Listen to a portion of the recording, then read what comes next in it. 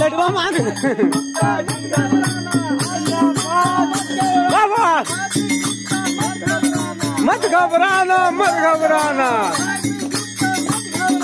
मत घबराना मत घबराना इधर आप तो बोला माता काली की जिंदाबाद जिंदाबाद जिंदाबाद जिंदाबाद तेरे पीछे नया जमाना तेरे पीछे नया जमाना